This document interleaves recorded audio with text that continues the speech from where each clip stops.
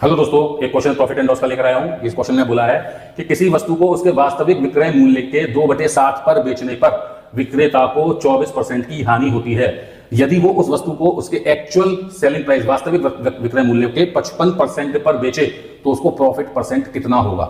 अब पहली बात तो ये कि भाई कोई चीज हमने कितने की खरीदी है और उसको हमने एक सोचा था हम इतने में बेचेंगे, ठीक है, बट हम उतने में नहीं बेच रहे हैं। तो एक्चुअल जो उसकी एसपी है उससे हम कितने पे बेच रहे हैं, 2/7 पर। तो अगर हम बेच रहे हैं एसपी, मान लो 2 है और एक्चुअल एसपी आपका 1 है, तो हम उसको 2/7 पे बेच रहे हैं एक्चुअल के, ठीक है।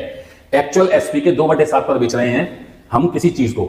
तो इसको मैं ये भी कह सकता हूं कि SP2 अपॉन SP1 की वैल्यू हो जाएगी 2/7। यानी कि अगर एसपी एक्चुअल एसपी 7 रुपए होता तो मैं अब बेच रहा हूं उसको 2 रुपए में, ये इसका मतलब है, ठीक है। तो अब ऐसी स्थिति में उसको 24% की हानि हो रही है। कितने की हानि हो रही है?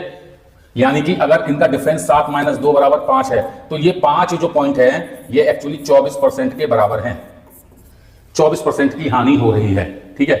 तो उसने कहा यदि वो उसको एक्चुअल कौन सा है, हमारा 7 है, ये हमने बोला था ये 7 है, तो 7 इसका एक्चुअल है, इसका 55% पे बेचे, यानी कि 55% का मतलब अपॉन 100 ऑफ एक्चुअल पे बेचे, ओके। तो उसको कितने परसेंट का लाभ होगा?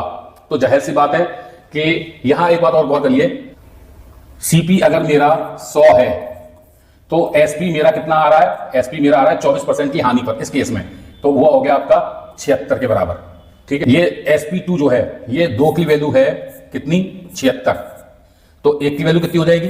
38, क्योंकि आप देखिए SP2 एक्चुअल में तो बिक तो टिक रही है ना, तो ये वैल्यू 76 के बराबर है, तो 1 की वैल्यू 38 के, तो एक्चुअल एसपी यानी जो कि 7 वैल्यू है, 7 की वैल्यू कितनी हो जाएगी? 38 × 7।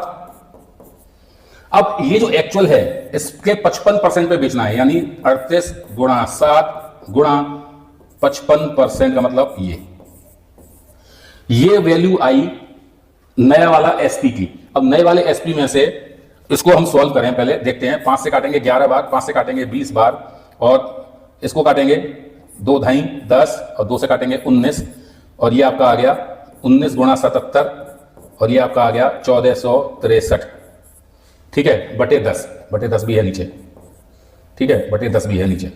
तो इसका मतलब क्या आ गया? इसका मतलब आ गया 146.3, यानी कि हम अब वही चीज 146 रुपये 30 पैसे में बेच रहे हैं। 100 रुपए की चीज है, 146 रुपये 30 पैसे में बेच रहे हैं, तो इसका मतलब प्रॉफिट कितना हुआ? जितना 100 से ज्यादा, कितना ज्यादा है? 46.3। तो 46.3 मेरा ऑप्शन ए है, जो कि मेरा करेक्ट आंसर है, ठीक है।